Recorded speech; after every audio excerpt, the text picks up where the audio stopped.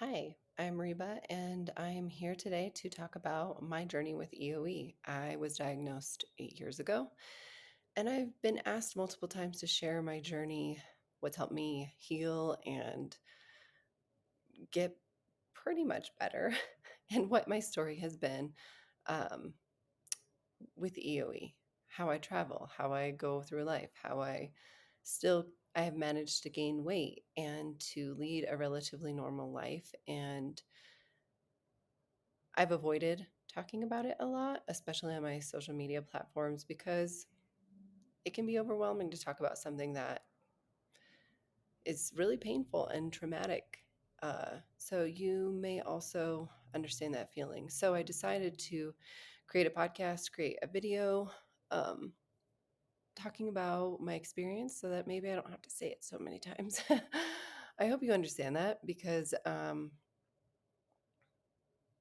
my journey did start out pretty traumatically, I guess, and I don't want to go through it in super depth. But when I was diagnosed about 8 years ago, I was probably choking on things on and off for at least 3 to 5 years before that.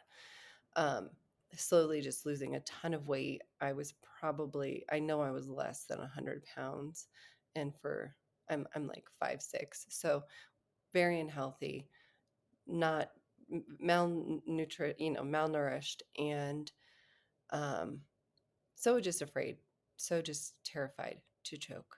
And my husband gave me, oh God, I might start crying, guys.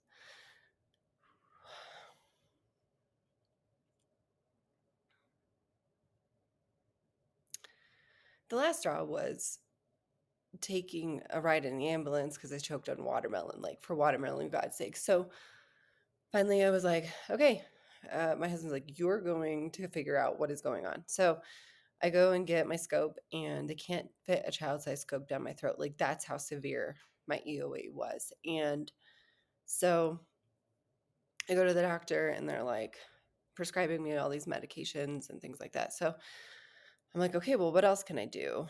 I did a lot of research and decided to do some things on my own, which I will get into. But I just wanted to express to you like how bad it was for me. Like, and also for those of you who think it can't get worse or still eat things that cause you harm, um, that it will get worse.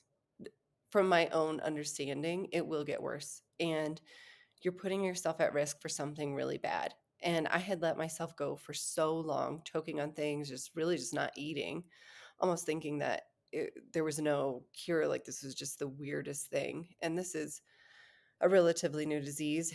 And so at that time, it was like 15 years they had discovered it, sort of. So they still didn't even really know that much. My point is, it was really bad. So I felt like babies were eating faster than me when I'd be like watching my babies or other people's babies. And I'm like, what the hell? Like, why can't I eat this yogurt? Um, so that's my point. But moving forward after that, I decided to take some of the steroids acutely just to like get inflammation down. I took some of the antacids, and I took that only for a month or two. I also discovered online, because my doctor didn't inform me of this, sadly, that taking the top 8 allergens out of your diet because they couldn't skin prick was actually one of the things that you could do. And when I told my doctor that I was going to do that, he was like, well, we just don't tell people because it's really hard. And I was like, all right, motherfucker. Like, okay, you're not going to tell me to do something that could save my life. Like, thanks a lot for having no faith in me at all or others.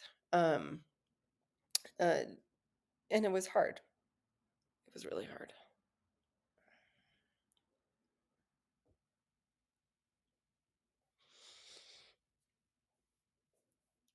So, hold on just a second. I'm not gonna lie, guys. I might cry a lot in this first initial one, but there will be other podcasts where I would like to talk about what I've done to heal and a lot of my successes and how I am thriving and I feel great. That's what I want you to know. But I will have to cry in this one. So initially, I went and got my throat stretched, and they were like, oh, yeah, your throat is friable, which means that it's like trying to stretch a wet newspaper, basically.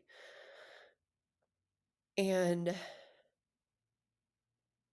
so by that first time that I went and got my throat stretched, I decided to take out those top 8 allergens. I also just decided to take out like all nightshades. And many of you might know what those are, right? The top 8 allergens: gluten, dairy, soy, um, nuts. Oh my gosh, gluten, dairy, soy, nuts. Let's see what else. Fish, shellfish, um, eggs, and oh God, what am I forgetting? Anyways, you can look them up if you don't already know.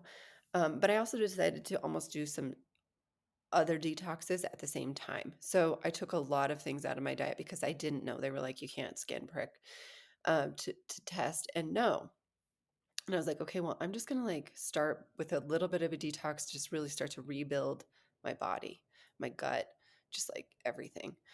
And as you know, if you've tried to do any elimination diet, it can be very difficult to find foods to eat, but it is doable.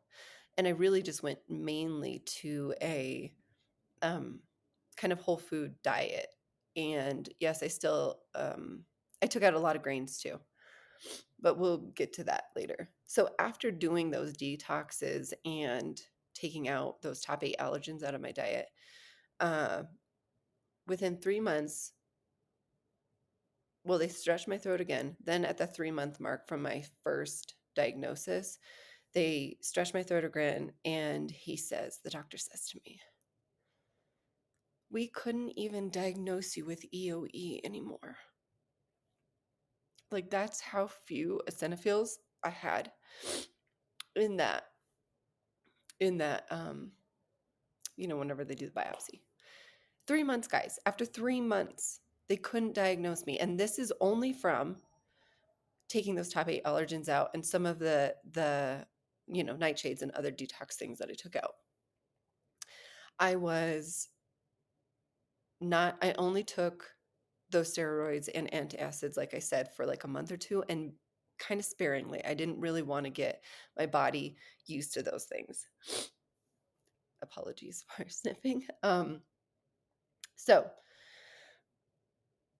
what I want to say for those of you who feel stuck, for those of you, because there's been a lot of people who have come to me over the years and been like, I'm still choking on things. I'm still having issues. And I want to tell you there's hope and that you can do it.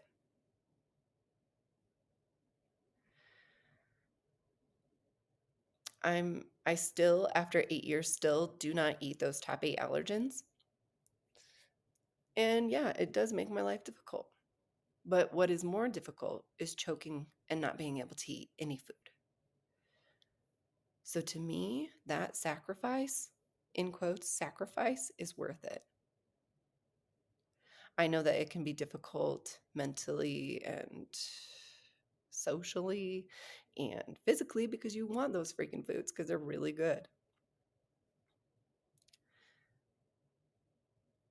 But the reason I'm making this podcast and saying these things is to give you hope and to give you courage.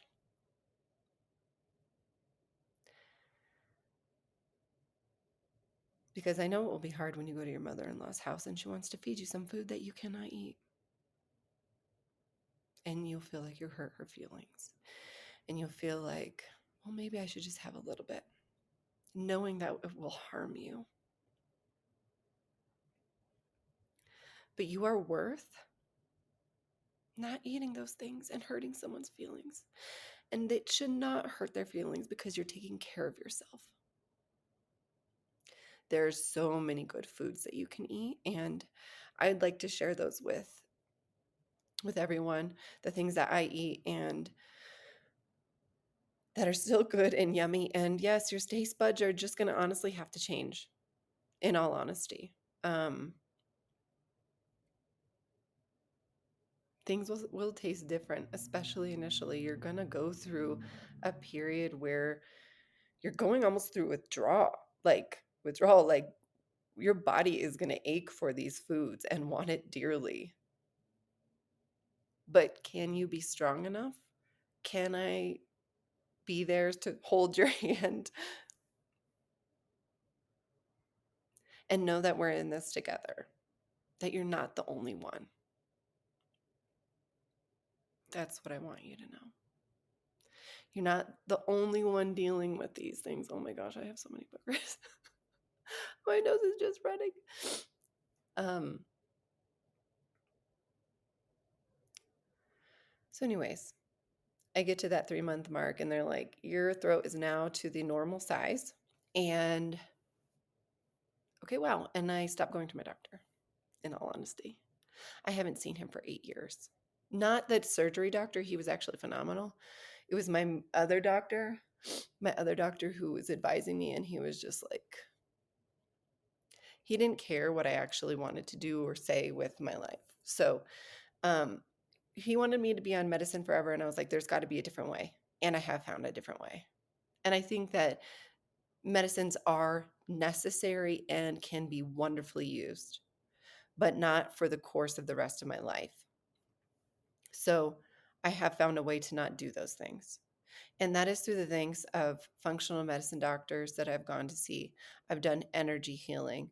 I have done multiple detoxes. I have taken vitamins and other herb supplements to help heal my gut. And I continue to do that. But I will tell you, it took probably seven-ish years for me to feel like, wow, I'm feeling sturdy. And I'm not going to lie to you, at that 7-year mark, whenever I was like, I'm feeling good, I'm feeling normal, I can do anything that I want, it was a lie. I couldn't do anything I wanted. I had to still maintain my course. I still have to remain adamant in caring for myself. I can't just be like, oh, I'm going to eat all these processed foods. I can do whatever I want. No, I can't. Okay? Can't.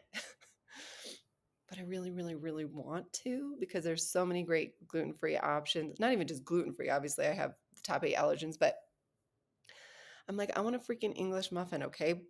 I want an English muffin, and I want to eat one every morning, which is not great for me. Instead, I need to probably eat buckwheat or oatmeal. So, what else do I want to talk about for this first one? Oh, gosh. So in my next episodes, I will be talking about, in more depth, how I've healed myself, the things what I eat, what I do when I travel, how I navigate social situations, and really everything that comes with having EOE and having this life-altering diagnosis. What I've had to do, changing my mental attitude, how I've had to surround myself with positive things that I hear. I literally had to change everything, especially initially, and not be letting in. Um, I couldn't watch scary movies.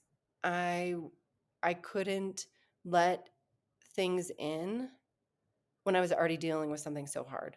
I couldn't let those negative energies in. And whatever you want to call them, if this is not for you, that's fine. But for me, that was a healing thing.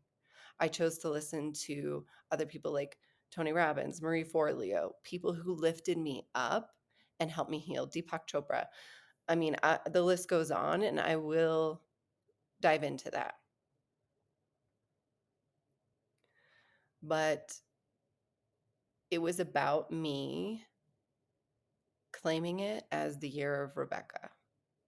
And then it was the year of Rebecca after that, too. Because I needed for myself to heal. And I had to be that important in my own life to do so. So in claiming the year of Rebecca, I had to say no to a lot of things, and I had to take care of me mentally, physically, spiritually.